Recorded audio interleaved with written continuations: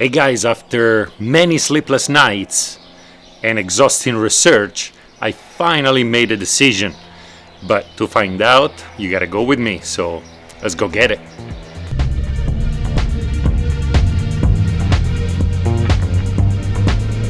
Just another sunny day in Southern California. It's where the people came to play. Don't let them transform you. Come and see what you've been missing.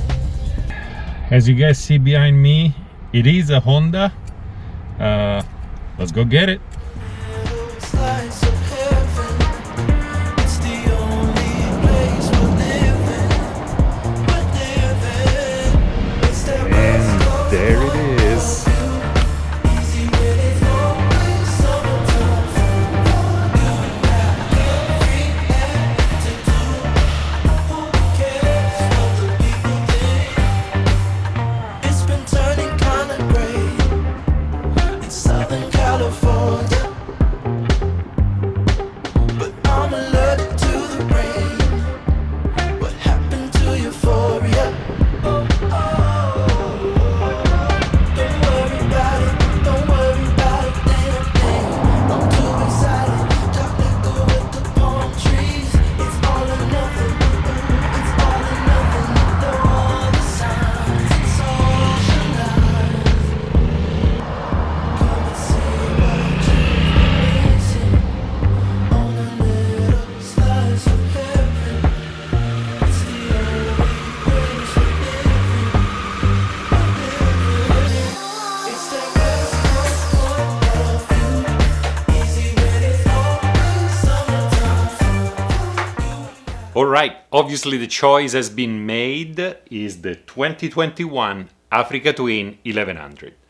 Base or standard model, no DCT, no adventure sport, just the base. But the real question is, why did I choose the Africa Twin compared to the Tiger, which was another fantastic bike, or compared to the Multistrada and the Tracer? Well, the Africa Twin takes most, if not all, the boxes of what I was looking for the F800 replacement. It's good on the road, good engine, strong engine. It's good off-road, and without being too heavy or neither too off-roady or too toury. Let's put it that way. One of the main reasons why I didn't choose the Tiger is because the bony part of my knee actually hit the plastic cover for the frame. Weird positioning, maybe it's just me with my height and leg length, but if I couldn't stand it on a 15-minute demo ride, I'm definitely not going to be able to stand it for hours on end. This bike fits me really, really well when it comes to height, arm length, leg length. I feel very comfortable and I felt at home right off the bat. So that is a giant plus, and that is mainly what somebody should look out of a bike that is supposedly made to be ridden for miles and miles. If you're comfortable on it, thumbs up. Other than that, I think that the tricolor scheme, the red, blue and white, looks fantastic. And in general, the whole look at the bike, it reminds me a lot of the 1990s Honda Dominators. I think in America were called NX 650 or something like that. I really like the look and the option that it comes with, like the cruise control, like the big screen up top, Android Auto. It's something that I cannot add after. The accessories I can add after to bring it up to the way I want it, which is what I usually do on my channel anyway, are actually there, well made, and Honda gives you a lot of support, like there are detailed instructions step by step on how to install it. I'm talking something like heated grips, I'm talking something like center stand, quick shifter, tall windscreen, rear rack. On top of that, I took a quick look at the maintenance schedule for the Africa Twin and I fell in love. Because the real maintenance is really supposed to be done every 8,000 miles. You are supposed to change the oil and replace the oil filter, which, by the way, the oil filter is supposed to be replaced every other oil change. The other thing to replace is the air filter every 12,000 miles, which is way the hell out there. And that's about it. Everything else is inspect and check.